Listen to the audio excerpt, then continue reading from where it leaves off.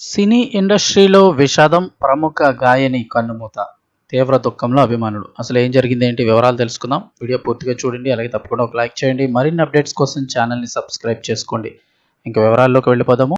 ప్రముఖ నేపథ్య గాయని జమునా రాణి గారు కన్నుమూశారు. భారతీయ సినీ సంగీత ప్రపంచానికి తీరని లోటు అని చెప్తున్నారు. దక్షిణ భారత చలనచిత్ర సంగీత ప్రపంచంలో తన మధురమైన గాత్రంతో తరతరాల శ్రోతలను అరడించినటువంటి ప్రముఖ నేపథ్య గాయని కోకా జమునా రాణి గారు కన్నుమూశారు. ఆమె వయసు 88 సంవత్సరాలు.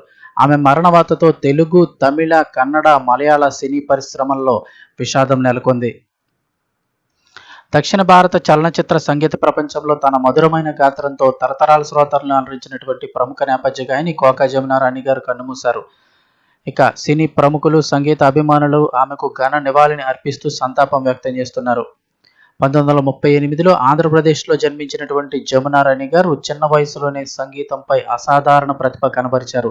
కేవలం 7 ఏళ్ల వయసులోనే గాయనిగా తన సినీ ప్రయాణాన్ని ప్రారంభించిన ఆమె 1946లో విడుదలైనటువంటి క్లాసిక్ చిత్రం త్యాగయ్య ద్వారా బాలనటిగా, నేపథ్య గాయనిగా కూడా వెండితెరకు పరిచయమయ్యారు.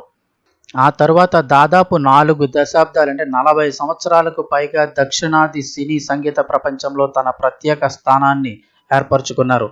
తన సుదీర్ఘ కెరీర్లో జమునా రాణి గారు తెలుగు, తమిళ, కన్నడ, మలయాళ, సింహళ భాషల్లో కలిపి 6,000కు పైగా పాటలు ఆలపించారు. 1940ల నుంచి 80ల వరకు కూడా అనేక మంది అగ్ర హీరోలు, ప్రముఖ సంగీత దర్శకులతో కలిసి పనిచేస్తూ తన గాత్రంతో ఎన్నో చిరస్మరణీయ గీతాలను అందించారు. ఆమె కెరీర్లో చిరస్థాయిగా నిలిచిపోయిన పాటల్లో దేవదాసు చిత్రంలోని ఓ దేవత, చెలియలేదుష, అభిమానంలోని పద పదవే వయ్యారి, గాలిపటమా ఇలాంటి మంచి మనసులు సినిమాలోని మామా మామ, ఏమే బామ ఇలాంటి పాటలు, రాముడు భీముడులోని సరదా సరదా సిగరెట్టు, అలాగే లవకుశలోని విరిసే వెన్నెల, ఇక బంగారు తిమ్మరాజులోని నాగమల్లి కోనలోన నక్కింది లేడుకొన వంటి ఎన్నో సూపర్ హిట్ గీతాలు ప్రత్యేక గుర్తింపు పొందాయి.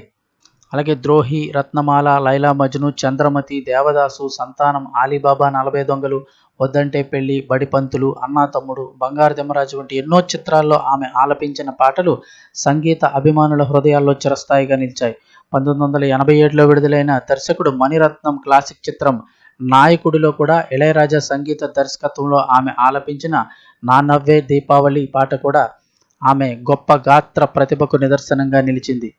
అటు తెలుగు సినీ సంగీతానికి మాత్రమే కాకుండా దక్షిణ భారత సంగీత సంపద కూడా తన గాత్రంతో అపూర్వ సేవలందించిన జమునా రాణి గారి మరణం సంగీత ప్రపంచానికి తీరని లోటుగా పలువురు సినీ ప్రముఖులు అభిప్రాయపడుతున్నారు.